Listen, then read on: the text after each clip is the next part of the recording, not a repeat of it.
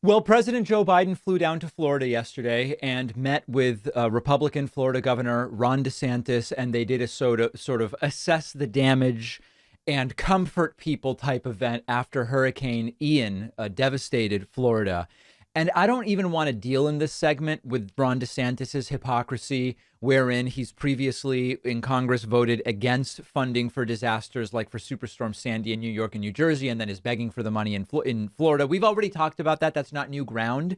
So I don't want to focus on that. What I want to focus on is how listen, reluctantly, Ron DeSantis praised Joe Biden and the federal response to the hurricane, indicating they gave us everything we asked for. Joe Biden praised Ron DeSantis. And even though DeSantis had a sourpuss on his face the entire time, it proves that these people can work together. And on so many issues, there really shouldn't be any disagreements. The disagreements are basically contrived for the voters to feel as though my guy is doing something. So anyway, let's look at a couple of clips here. Here is Ron DeSantis, again, with a scowl on his face and a sourpuss, saying Biden's handled this fine. This general area, we were very fortunate to have good coordination with the White House and with FEMA from the very beginning of this. We declared a state of emergency last Friday, September 23rd. This was a disturbance out there by Colombia. And then the next day, we got a major disaster declaration approved by the president. And we really appreciated that. And that basically set off the massive mobilization that we had ready to be able to respond to this storm. So thanks to Joe Biden, they were able to do everything he felt they needed to do. As of now, there have been over 2,500 rescues effectuated. Okay, so there's DeSantis sort of like, yeah, it was all good. Here is more praise to some degree from Ron DeSantis of Joe Biden. And I think we've worked as well across state, local, and federal of any disaster that I've seen. And so I want to thank Administrator Criswell from FEMA for being on the ground, being supportive, and being very responsive. I think one of the things that you're seeing in this response, we are cutting through the bureaucracy. We are cutting through the red tape. Wow. And that's from a Democratic president letting you cut through all of the bureaucracy and red tape to get you what you need. That's pretty good. Local government, state government, all the way up to the president. So we appreciate the team effort. So there was like a really strange feel to the entire thing. Here is President Biden also praising DeSantis, which, again, fantastic. These seem like genuine compliments. I think it's a great thing. How's Governor DeSantis handled this recovery? Biden, I think he's done a good job. Look, I called him. I think before he called me, when I heard about the we worked hand in glove. We have very different political philosophies, but we worked hand in glove, and he's been on safety rating and dealing with this crisis. So difficult to hear, but Biden said he and DeSantis have worked hand in glove. It's been great. He's been dealing with the crisis well. And then another just really interesting moment here was when President Biden was praising Governor Ron DeSantis and says one of the great things that's happened here is we've recognized there is such a thing called global warming. What the governor's done is pretty remarkable so far. I mean, this is what he's done. In terms of, first of all, the biggest thing the governor's done and some of the others have done, they've recognized this thing called global warming. Right. The world is changing. Yeah. And DeSantis not thrilled to have to sit through that for sure. And the reality is hurricane response is very different under Biden than it was under Trump. Here is Trump, you might remember, shooting paper towel rolls like they're basketballs not long after being very confused about whether Puerto Ricans are American citizens in the context of one hurricane response. Then he showed up and shot paper towels like basketballs, and it's all fun and games for Donald Trump. So certainly different. Now, here's my big takeaway on this. This is a reminder that so much of the partisanship really is contrived. Now, there's two perspectives. One perspective on this would be, now, the partisanship is real, and both Biden and DeSantis have to kind of turn up their noses and hold their breath and sort of praise each other begrudgingly. DeSantis is definitely begrudging in his praise of Biden, but not because I genuinely think DeSantis is unwilling to praise Biden. It's because he knows it's going to hurt him with his voters if he praises Biden too much. Biden, on the other hand, seems to be having a grand old time with the fact that, hey, guys, listen, there was a time, and Biden was involved in politics when it was the case, where it wasn't controversial that on something like a disaster response and many other issues, even foreign policy issues in many cases, Republicans and Democrats are basically united and work together. Biden actually is part of that era where that was a thing. And so the takeaway for me is so much of the nonsense that we deal with where, oh, there's a pandemic. Well, let's all band together and just do the. Oh, wait, you're not going to do that. You're not going to do that. Oh, OK, here we have a foreign policy situation and let's just all we're on the same page that Vladimir Putin. We're not on the same page. A lot of it is completely contrived at our deficit, to our dismay as voters and the people. They could be completely united and take out of the political realm so much of this stuff. So very interesting to see it. And one particularly interesting moment when Joe Biden dropped an F-bomb. I'm not going to spend a ton of time on this, but there has been this viral moment yesterday when President Joe Biden flew down to Florida to survey the damage and to make some announcements alongside Republican Florida Governor Ron DeSantis, where Biden dropped an F-bomb and said no one F's with a Biden. And of course, a bunch of Republicans are like, oh, this isn't presidential. This isn't the right tone to be striking. Huffington Post article, president on hot mic with Florida official, no one F's with a Biden.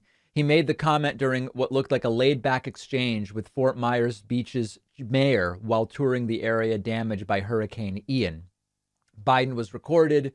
This was one of the areas hit by the hurricane. Murphy can be heard. Ray Murphy's the mayor of Fort Myers Beach. Murphy can be heard thanking Biden for coming to the state before both officials exchanged the phrase, keep the faith. And then Biden told Murphy, no one F's with a Biden. So let's take a look at the clip. And we do have to bleep it because we're on radio and television and we don't want any FCC problems for our stations. But if you want the unedited version, it's easy to find. No one yeah, goddamn right. and I can't argue with your brothers outside the house. That's exactly right. That's exactly right. All right. Good to see you. Thank you, guys. All right. So a bunch of right wingers. Oh, this isn't presidential. This isn't how a president should speak. Imagine thinking this is a problem. So first of all, this actually is the real Biden, right? Remember the classic when President Biden was vice president and they signed Obamacare and Biden was on a hot mic telling Barack Obama, this is a big effing deal. He's just enthusiastic in that way. It's the real Biden, which I appreciate. There was the Peter Doocy SOB hot mic incident. What do you think President Biden places that? Do you think he places the political liability? That's a great asset. More inflation. What a stupid son of a bitch. Okay. And so, you know, all the right wingers have to do their dog and pony show about it's unbecoming of a president and all this stuff. If your belief was that one of the great things about Trump was that he talked like a so-called normal person and he told it like it is and he said what's on his mind and you don't have some fake reverence for elite media people and all of that stuff, and it's good when Trump does it, how can we possibly believe you're really upset at Biden dropping an F-bomb? Give me a break, guys. It is so pathetic and contrived that we shouldn't even really give it attention. And so I'm not going to spend more than the 2 minutes on it that I already have. This is Joe Biden. This is one of the things I actually like about Joe Biden in the context of lots of things I don't like so much. It is absolutely implausible that these right wingers are actually upset about this in this way. And if they are, they're complete and total hypocrites. Let's take a quick break and we'll be back right after this. Don't forget that the best way to support the David Pakman Show is by becoming a member, which gives you access to the daily bonus show, the regular show with no commercials. You also get access to our entire archive of every episode dating back a really long time and plenty of other awesome membership perks. Go to joinpakman.com and use the coupon code BETTER21 for a huge discount. Joinpacman.com. All right, so Donald Trump spoke yesterday in Miami, Florida at a Hispanic leadership conference called the AFPI Hispanic Leadership Conference. If you put Trump and Hispanic folks together, something weird is bound to happen. And this is one of the strangest speeches I have ever seen Donald Trump give. Beyond bizarre, super glitchy, his skin almost matching the red step and repeat behind the lectern. Everything about it bizarre. I have never seen Trump's brain glitch this badly. Here is the first example. 2 glitches in one sentence. Trump trying to talk about during his anti-trans rant, saying without parental consent, he calls it parental consult. And then in trying to say he will oppose the Biden administration, he says administrating, and every time it happens, he looks disoriented. It's that glitchiness, and Trump does not look good, folks. No teacher should ever be allowed to teach transgender to our children without parental consent. No, nobody has to have parental consent, and we will totally oppose the Biden administration, the Biden administration's sick plan to require. Yeah. Visibly disoriented. And then at another really strange moment, Donald Trump seemingly stumbling on what the U.S. population is, confused about the American population, and kind of turns it into a rant about immigration to try to save himself, and just really looking confused up there. We'll never be behind China, even though they have slightly more people than we do, like about 1 billion more. They have 1.5 billion. We have actually... Our country is so crazy now, we don't even know how many we have. We have no idea. Because I believe the number of people that came into our country and will come in this year is 10 million people, not 3 million. Could even be 12 million people. We have absolutely no idea what it is. So it's hard to say how many people we have because we have no idea how many people have come into our country illegally. But we... As you can hear, the crowd sitting completely silently. And I don't know if that's the most interesting rant to a group of Hispanic leaders. At another moment, Donald Trump told a completely bonkers story about how if he ran against George Washington and Abraham Lincoln, he would defeat them by 40 percentage points in some hypothetical time-traveling election. I remember a very famous pollster, very well-known, John McLaughlin, came to my office just prior to the play coming in. He said, "Sir, if George Washington and Abraham Lincoln..." Sir? "Came alive from the dead, and they formed a president, vice president team, you would beat them by 40%. What a deranged statement. I mean, it's so dumb. It's like you can't even fact check something so stupid. And the idea that that's what a pollster is telling him, it's like, you lost by a record number of votes to Joe Biden, who, as you claim, ran a campaign from his basement. How embarrassing.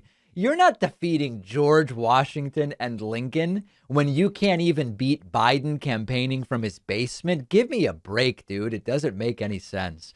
Trump then ranting about the Mar-a-Lago raid. And Trump says he's thinking as he speaks here. And that's a really dangerous thing for Trump to do. You know, they spend all their time on nonsense, the FBI, on nonsense. Horrible things, and raiding Mar-a-Lago. Let's raid Mar-a-Lago, but leave the cartels alone. How about that? Think of this. I'm just thinking as I'm speaking. You don't mind if I go a little off script? No, but think. They raided Mar-a-Lago, but the cartels, they have their own Mar-a-Lagos, and those are fine. Leave them alone. Let them continue to destroy our... It's interesting likening Mar-a-Lago as the physical center of a crime family to cartels. That's actually pretty fascinating. And as you all know, when Trump's on the teleprompter, it's a disaster because he can't read it. And then when he's off the teleprompter doing the free association, it's bad because none of it makes any sense whatsoever. Here's one more clip where Trump says the raid at Mar-a-Lago has given him a lot of free publicity. Unwoke, and they should be penalized very severely for it. The banks have let the community down. I think they've let the country down. Biden is not only wrecking our economy, he's destroying the rule of law. You probably read and heard about the Document hoax. Has anyone heard about the document hoax? Helicopters flying over Mar-a-Lago? Well, they've given us about $5 billion worth of free publicity, I will say. People said, that's a nice house. If it weren't so nice, they probably wouldn't be doing it because... Probably not, as he says. And then last clip here, just total stream of consciousness, verbal ink blot.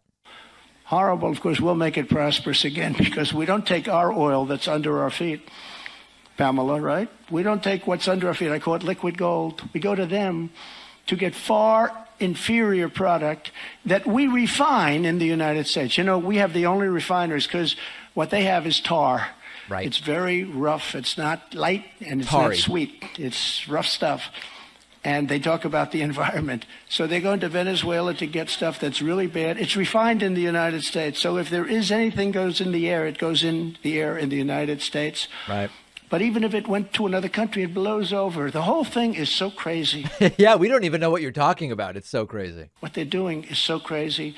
So we're begging Venezuela, we're begging Saudi Arabia, we're begging everybody for oil, and we have more than everybody. Yeah. Remember, the truth of the matter is that domestic oil production has actually increased under Joe Biden from where it was under Donald Trump. Slightly. It's a small margin. The data is publicly available and you can find it. So really not looking good is Trump here, visibly confused and making very little sense, and the crowd seemingly recognizing it, sitting in complete and total silence. The Herschel Walker story is becoming, dare I say, completely Kafkaesque. So earlier this week, the story came out of a woman saying Herschel Walker claims to be against abortion. He says abortion is murder in his Senate candidacy in Georgia. But he urged me to get an abortion when he impregnated me, and he paid for the abortion. And after that story came out, Herschel Walker denied even knowing who the woman is, saying he doesn't know, saying he definitely didn't pay for anybody's abortion. And that's part of why the story is made up, because he doesn't even know the woman. It turns out, based on new reporting from the Daily Beast, that the woman in question is someone that is actually already the mother of another one of Herschel Walker's children. And this just blows the story wide, wide open. It is an unbelievable new development in the story. And later we're going to play Bill O'Reilly's advice to Herschel Walker. And to some degree, Bill O'Reilly's advice is making sense, which is he may just want to come clean on this. She had an abortion with Herschel Walker, reads the Daily Beast headline. She also had a child with him. Herschel Walker has claimed he has no idea who the woman could be. Here is why that is surprising. And Roger Sullenberger for the Daily Beast writes, there's a good reason the woman finds the defense that Walker doesn't know who she is highly doubtful. She is the mother of one of his children. Folks, the story is falling apart. The article writes, when the woman first told the Daily Beast her story, we agreed not to reveal certain details about her identity over concerns for safety and privacy. Then Walker categorically denied the story, said he didn't know who was making the allegation. Wednesday morning, Fox host Brian Kilmeade asked Walker, did you figure out the woman's identity? Not at all, Walker replies, and that's what I hope everyone can see. It's sort of like everyone is anonymous or everyone is leaking, and they want you to confess to something you have no clue about. Walker called it a desperate attack, and on and on and on. The anonymous woman said the defense sounded ridiculous. Sure, I was stunned, she said, but I guess it also doesn't shock me that maybe there are just so many of us he truly doesn't remember. But then again, if he really forgot about it, that says something too. The woman told the Daily Beast her chief concern with revealing her name was because she is the mother of one of Walker's own children, and she wanted to protect her family's privacy. Walker has publicly acknowledged the child as his own, and the woman proved she is the child's mother and provided evidence of a long-term relationship with Walker. It's one of the mothers of one of his children. Remember that Walker went on the Hannity program and answered about whether he knows the woman in this way. Start with the Daily Beast, Herschel. I mean, serious accusations that in 2009 that you paid for an abortion. First question, do you know the woman that is making this allegation? I have no idea, but it is a flat-out lie. Yeah, he has no idea. A new interview with Hugh Hewitt, where, again, he says he doesn't know who the woman is. So just to put a bow on it, do you have any idea who this alleged former lover of yours is who says you paid for an abortion and fathered a child? Any idea whatsoever? I have no idea at all, and that's the problem is, when they said that I had kids that I was hiding, a lot of people don't know that this same reporter found out that this was not true, never wrote a retraction, never said anything. They just let it go and went on. And that is, of course, untrue. Roger Sullenberger didn't write a retraction because the story is accurate that he originally wrote about Walker's kid. And Walker actually acknowledged that as well. Unbelievable implosion. It is not only a woman who was impregnated but then had an abortion at Walker's request. She also birthed one of Walker's kids. And 24 more hours is probably all that this story has, given that the pressure is really mounting on Herschel Walker. Let's look at new polling in Walker versus Warnock. Now, I want to remind you, most of the polling here is still pre-abortion scandal, but the race has already turned in Raphael Warnock's favor, and that's a very good thing. Since yesterday, there have been two new polls. There is a Fox 5 Insider Advantage poll, which has Warnock +3. And then there is a WXIA TV Survey USA poll, which has Raphael Warnock +12. These are the only two polls currently that include any of October. But what's really important is that the Survey USA poll, by the way, Survey USA has an A rating on 538. The Survey USA poll includes some October, but 95% of the poll was conducted before the abortion bombshell story involving Herschel Walker. These new numbers still don't fully include the full effect of the Herschel Walker abortion story. And if you look at the chart, you see the red line, Herschel Walker, almost a vertical decline, while Raphael Warnock is benefiting from this decline. This is not about using personal dirt to hurt candidates. This is about Walker has no business being in the United States Senate. And the Georgia voters are so weaponized by the disinformation that has been shot at them that they don't know up is down, down is up, day is night. They don't know what's going on. And they are using special pleading, and they are using selective enforcement of their supposed values to continue saying, I like Herschel Walker. It seems as though some of them are bailing. By Monday, my prediction is the polling will put Walker even further down. But in the meantime, we assume nothing. Everyone must vote. Don't stay home, etc., etc. One last thing on the Herschel Walker stuff. Herschel Walker appeared on Fox News. He was asked, why did your own son come out against you? That was really damaging to your campaign. As many of you know, we covered that Christian Walker, a right-wing influencer who is Herschel Walker's son, denounced Herschel Walker, said he would threaten us. He tried to kill us. We had to move 6 times as a result of his threats. He's a fake. He's a phony, all these different things. Christian Walker denouncing his own father, Herschel Walker appearing on Fox News, being asked about it, and his answer is completely incoherent. He's doing tremendous damage to you by coming out with those statements. Do you know why he's saying this? Well, the damage he's doing is letting people know that the left will do whatever they can to win this seat. And I told you when I got in this race, I'm going to win this seat. People see someone sitting here in front of you right now that's been redeemed. And I want America to know I'm living proof that you can make mistakes and get up and keep going forward, but you can only do it in this country right here. And you can only do it if we get this election correct this come November. What? What on earth does that have to do with your son? The Democrats. His son is a public MAGA right-winger. His own son has decided to tell the country, my dad sucks, for lack of a better term. That has nothing to do with Democrats. And this absurd, rambling answer, I have to tell you, on the one hand, this has to be extraordinarily difficult for Herschel Walker. And I empathize with that, to see your son turn against you in this way. But it also has nothing to do with Democrats whatsoever. But maybe the saddest thing about it all is many Republicans who just don't want Raphael Warnock to be the next senator in Georgia, or to continue being a senator in Georgia, better said, since he's the incumbent. That wild, rambling nonsense that we just heard from Herschel Walker, they'll probably accept it. And that's good enough for them and say, hey, listen, he addressed it. Did he? He talked about Democrats. His son's a MAGA right winger. Everybody makes mistakes of different degrees, but to not own up to them. And again, it's not a mistake to pay for an abortion. If you're coercing a woman to get one, that's a different story. And that may be part of the story.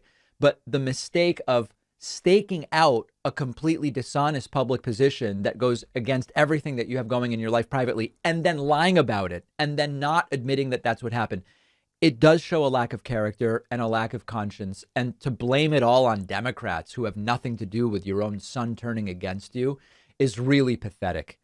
Again, I think we have 24 to 48 hours left of this scandal before a complete implosion. I expect Walker's campaign to be all but over by Monday. We'll have these clips on our Instagram. Find us on Instagram by searching David Pakman Show. If you value what we do at the David Pakman Show, remember to support us on Patreon. Go to patreon.com/David Pakman Show, where you can get access to behind the scenes videos, the daily bonus show, the commercial-free daily show, as well as special discounts on merch, including hats, hoodies, mugs, and t-shirts. You can support the show for as little as $2 a month. Check it out at patreon.com/David Pakman Show. Today, we're going to be speaking with Bill Keller, who was the founding editor-in-chief of the Marshall Project and also author of the book, What's Prison For? Punishment and Rehabilitation in the Age of Mass Incarceration. Bill, I really appreciate you being on today. Thanks for having me. So, I mean, I guess to start with, at least in some theoretical sense, prison sentences in the United States are supposed to be for rehabilitation, right? The idea that someone has done something wrong, harmful to society and or to victims. They have been sentenced to some amount of time in prison, and that experience, the time that they spend in prison, is at least to some degree rehabilitative in addition to being punitive, so that then they serve their sentence, they come out, and now they're rehabilitated, right? I mean, at least sort of theoretically. Can you talk about whether in practice any elements of the criminal justice system in the U.S. actually function in that way?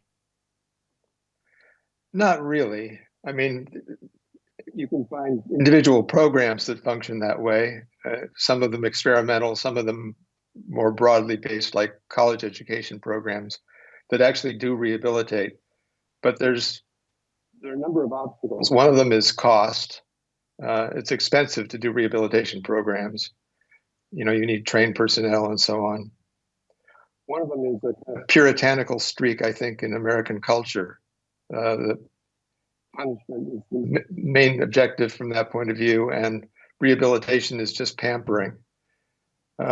Also, prisons are not the most ideal therapeutic environment. They're scary. They're noisy. The people who police them are really cops, not therapists or social workers.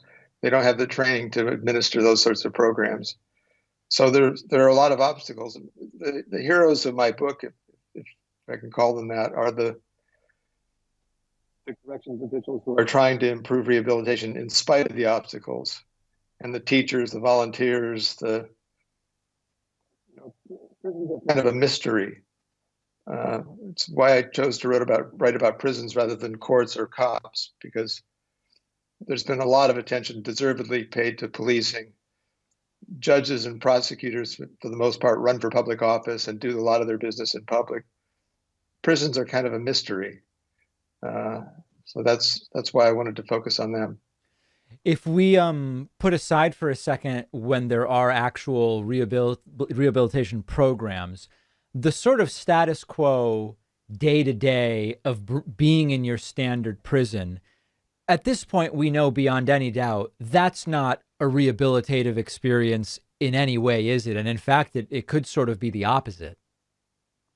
No, that's absolutely right. There's considerable research by people like Bruce Western at Columbia who show that the being incarcerated can actually make you more likely to commit crimes when you get out. Right. And when we say that, I mean, there's this sort of general idea prison can turn you into a more hardened or violent criminal, and it's often repeated. But what sort of data do we have about that? Well, the one piece of data that's kind of shocking is that 2/3 of the people who are incarcerated will be rearrested within 5 years of their release. The recidivism rate, it's a tricky metric, and then people measure it different ways, but the recidivism suggests that we are not doing a very effective job of rehabilitating overall. When we talk about the deterrent effect of the system that we have, and the idea that at the end of some crime that one commits, if you are caught and charged and convicted, there could be a punishment that's coming. From what I've read, studies have found that the death penalty, as compared to life in prison without parole, does not seem to be a functional deterrent in terms of reducing the crimes wherein one would be eligible for such punishments. What do we know more generally about prison sentences and the deterrent effect on those not in prison?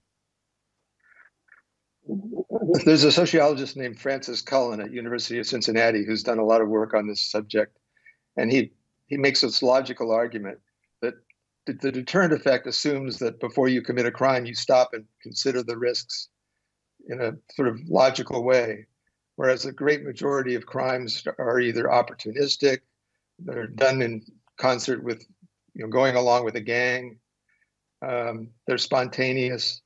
And to the extent that people do stop and consider the consequences before they do something illegal, they're mainly considering the chances of getting caught. Right. It doesn't make a difference to them whether the punishment is 5 years for a felony or 20 years for a felony. That's just not the way people think. Yeah, we were talking about jaywalking yesterday on our program because the California governor Newsom recently signed into law a bill that mostly decriminalizes jaywalking. And I think that there's sort of some gray area in the sense that, I jaywalk all the time. And it is true that if I knew that life in prison was a possible sentence for jaywalking, I wouldn't do it. But you need these really extreme examples that in order to really be able to make that case. Whereas, as you talk about with many crimes, murder in particular, murders are such a type of crime where already you're talking about only a fraction of the population is even willing to commit a murder based on the research we have. That the line between life in prison with no parole and death penalty, for example, it seems like it's a completely different type of consideration than my jaywalking example. Right. I mean, I would never say that the risk of going to jail or being severely punished doesn't figure into anybody's thinking at all. I mean, the deterrence exists, but it's just greatly exaggerated. And you weigh that against the effects of being incarcerated on your likelihood to commit another crime. It's not a convincing reason to lock people up, especially to lock people up as we do for far longer periods of time and for lesser crimes than most other countries. Yeah, I want to talk about that next. So can you give some specific examples of average sentence in the US for certain crimes compared to in some other countries for which we have data for the same crime? Sure. Sorry, I just lost my train of thought. Yeah, any crime that that we could think of a difference in average sentencing between the U.S. and other countries. Oh, I know what I was going to say. Mass incarceration is a relatively new phenomenon for us. I think that's important to remember, that for most of the 20th century, the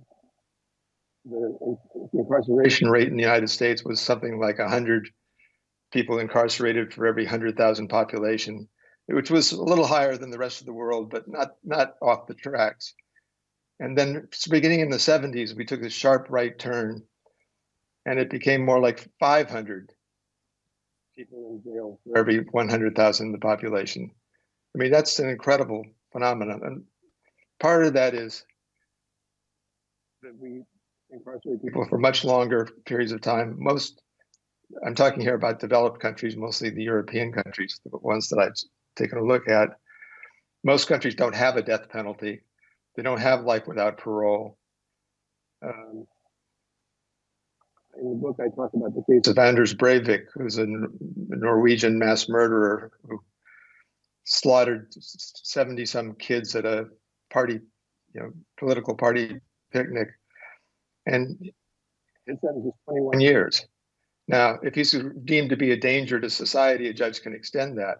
But that's, by Norwegian standards, that's the maximum punishment. Right. Yeah. Are there, sometimes there's this idea that if you do the European style of incarceration, where conditions, generally speaking, are better and sentences are shorter, that there's a higher recidivism rate. But it doesn't appear to be borne out in the data, is it? No, the recidivism rates in all of the Scandinavian countries and Germany and most of the developed world are considerably lower than ours.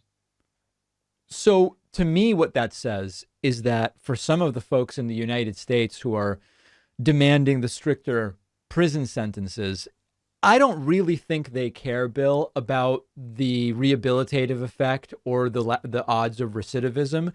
I think there's a sort of, you did the thing and now you deserve a strict punishment. There's kind of this strict father morality aspect to it that's totally untethered from the actual impact. What's your sense? That's absolutely right. There are a couple of reasons why we should care, even if a lot of people have a hard sell on this. There's I guess, moral reason that Americans like to profess that we believe in second chances and redemption. And so if we want to live up to those ideals, we should be treating prison inmates as if they were redeemable. But beyond that, there's a pragmatic, down-to-earth, self-centered argument for rehabilitation. Every year, we let out 600,000 people from state and federal prisons. Would you rather have those people emerge from prison brutalized, alienated, stigmatized, and lacking in any kind of skills that will help them re-enter the real world? Or would you like to have them equipped with be citizens and neighbors? That to me is a pretty convincing argument. Yeah, it seems the preferable answer is clear on that. To talk a little bit about the kind of society that is created within many prisons. I interviewed the author Ted Conover, who wrote this book, New Jack, in which he actually became a great book. He became a corrections officer at Sing Sing in New York and talks about his experiences. And he did it knowing his plan was ultimately to write a book. And he talks quite a bit about the reality of the sort of culture around being a corrections officer in the United States and the pressures faced, systemic and otherwise. And he doesn't excuse any of the behavior that he observed when he was in the job, but he sort of gives a glimpse into the realities of how the corrections officer circumstances impact how prisons are run as well. Can you talk a little bit about that? What is unique in the United States about being a corrections officer and the expectations and the pressures? If you want to be a corrections officer in Germany, you have to take 2 years of college level courses, including things like human rights law, psychology, sociology. And then your job is essentially to be a therapist, is putting it a little too strongly, but to engage the inmates to try to figure out what it was that made them go wrong and see what programs would be available to address it. If you're going to become a corrections officer in the United States, and I'm generalizing broadly here, there's a saying in corrections that if you've seen one prison, you've seen one prison. Everyone has its own kind of culture. Yeah. But for the most part, if you're going to become a corrections officer, as Ted Conover's book demonstrated, you're going to get a few weeks of training, mostly about crowd control and self-defense. It's more of a paramilitary organization. I have, as Ted emerged from that experience, with a fair amount of empathy for the prison guards, that they're in a sense victims of the environment and the culture too. And I think there's some truth in that. Yeah. And it seems to some degree, oh, sorry, Bill, I was going to say, there seems to be a mirroring in one of the things that it seems many police departments would benefit from, mirrors something that corrections officers would benefit from as well, which is more training along the lines of sort of social work and relationship building and community building. Yeah, and you can find leaders of organized corrections officers unions and things who will say that. That's in the last 10 years or so, they've begun to talk the talk a little bit. Unfortunately, they're organized in the states that have really strong corrections officers unions. They tend to be a source of resistance because they don't want to mess with the job. One of the things that is more unique in the United States is this concept of a for-profit prison run by a corporation that contracts with various agencies. And sometimes those contracts include a guaranteed occupancy, where even if there is not actually a certain occupancy, the prison operator gets paid as if they were. So they have a certain expectation of guaranteed revenue that they're going to be receiving. Can you talk a little bit about, even though most inmates in the United States are not held at for-profit private prisons, what is particular or unique to the for-profit prison experience in the United States? Or is it the same as in the state-run and federal prisons? You know, there's another book by a journalist who went undercover as a prison guard, Shane Bauer's book.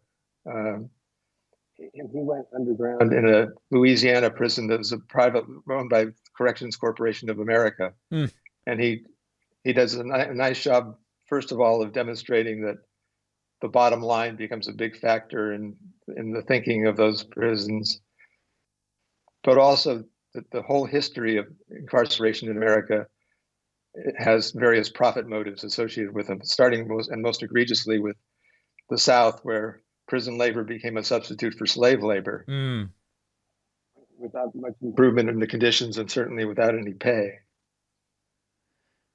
So it seems as though it's essentially quite similar, but with the profit motive added on top of it. I mean, is that fair to say?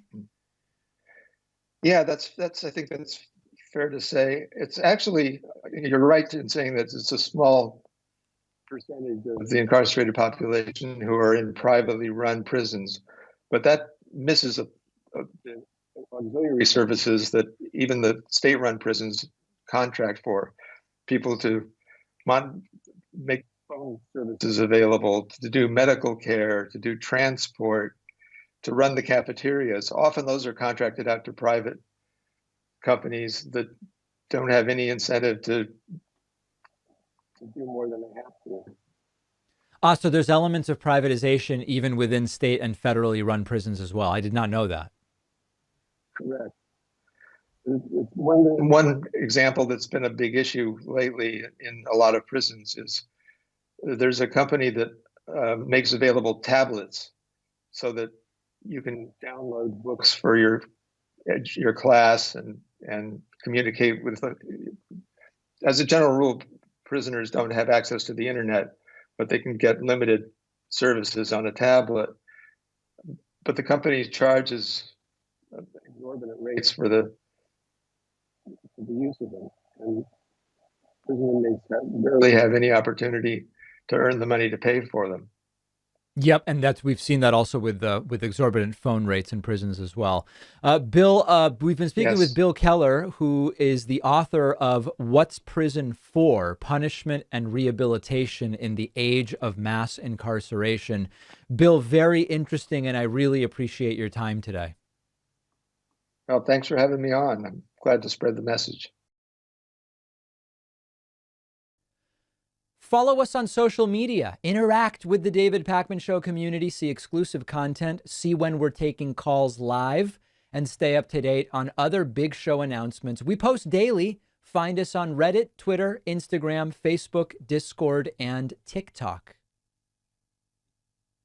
All right, let's look at a couple other interesting clips. There was an event with Christian supporters of Republican Senate candidate Herschel Walker. Now, Herschel Walker claims to be pro-life. He claims that abortion is murder. He claims no exceptions for the woman, whether it's rape, incest, or health, or none. No exceptions ever. And he has now been credibly accused of urging and paying for an abortion for a woman with whom he allegedly already had another child. And the right wingers and the Christians, you would think that they would say, wow, well, this guy really isn't for us. Instead, they held a prayer for Herschel and his wife. They apparently believe that these attacks are coming from the devil. They rebuke the devil.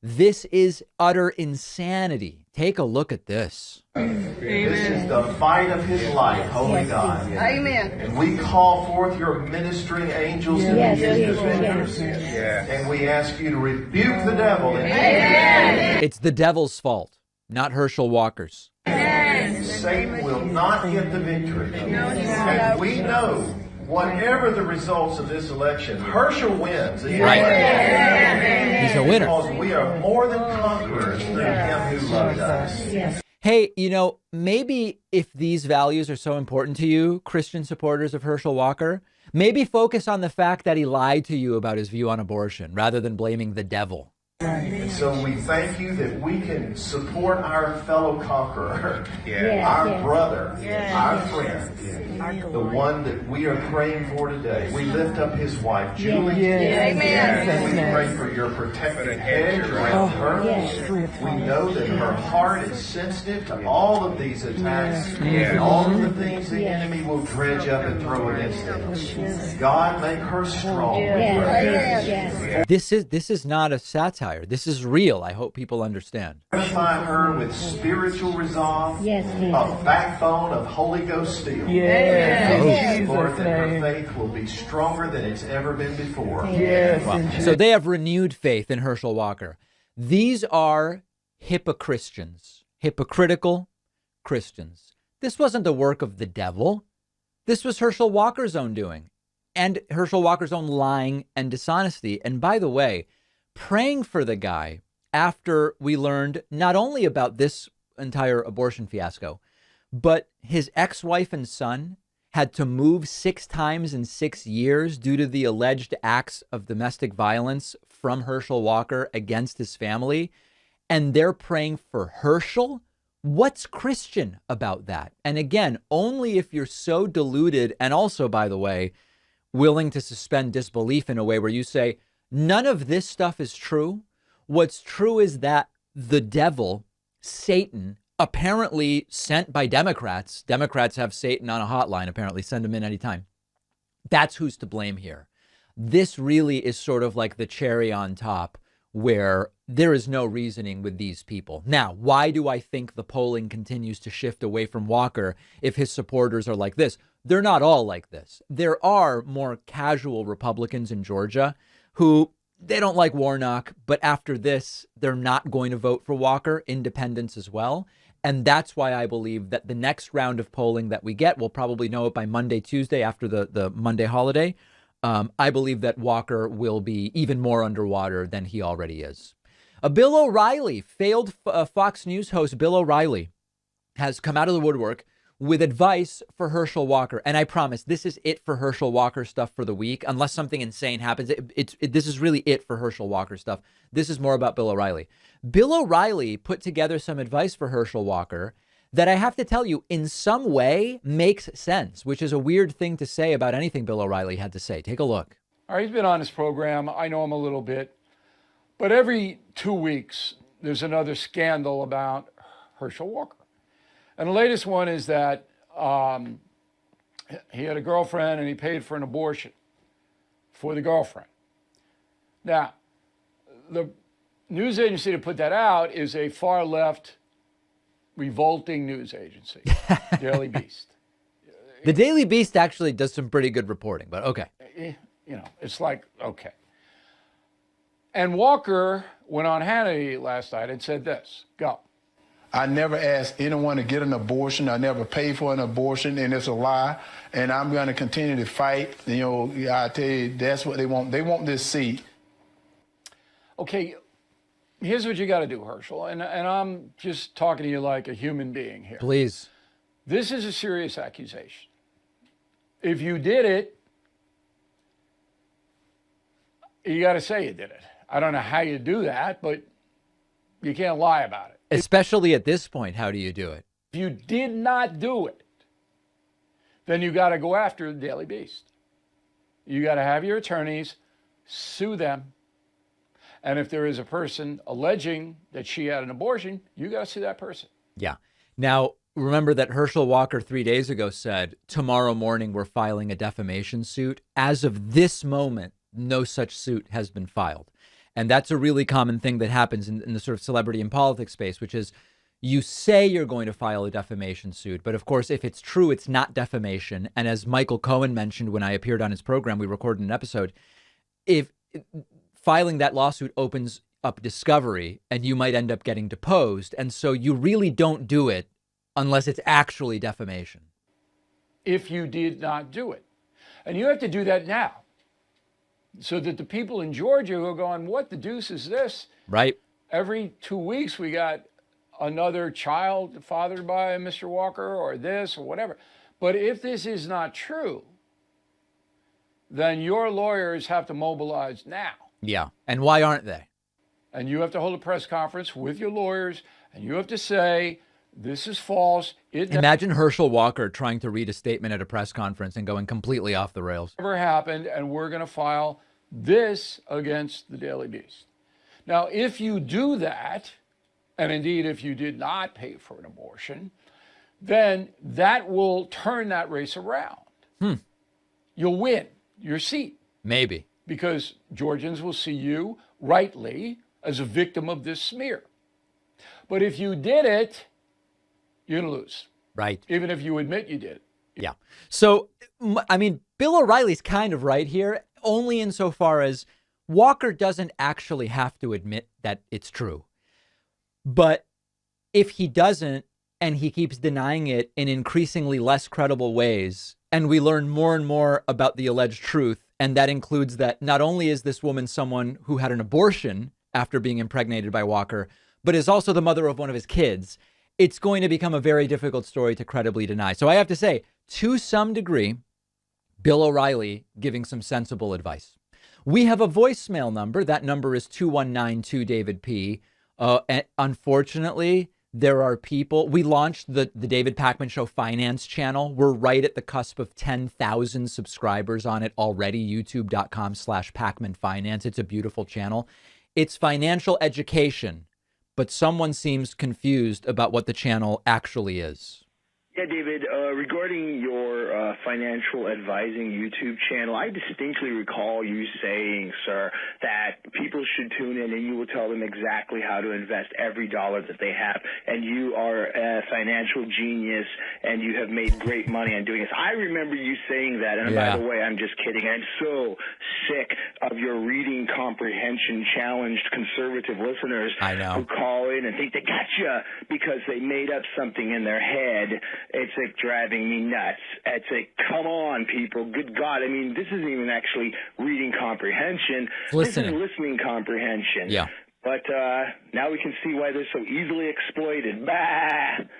That's the conservative sheep, not you exploiting them.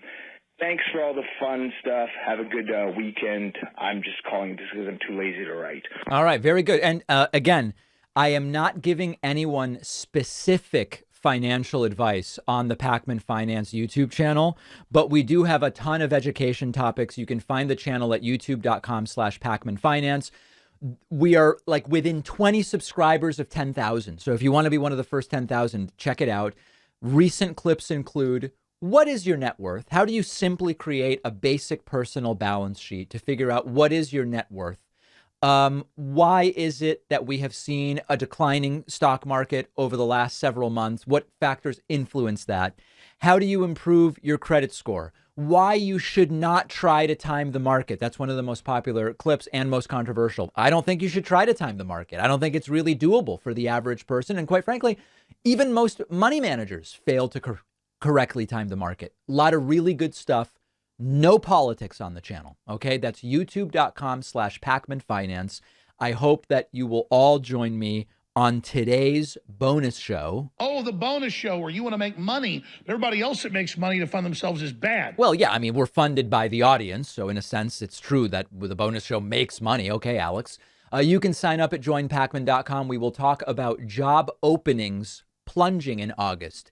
Is that a good sign or a bad sign? There's two ways to interpret that. A Michigan judge has dropped felony charges against 7 people in the Flint water scandal. And a U.S. appeals court has sent a DACA case back to a lower court to consider a new rule. And the implications for DACA recipients are significant. All of those stories and more on today's bonus show. Don't miss it.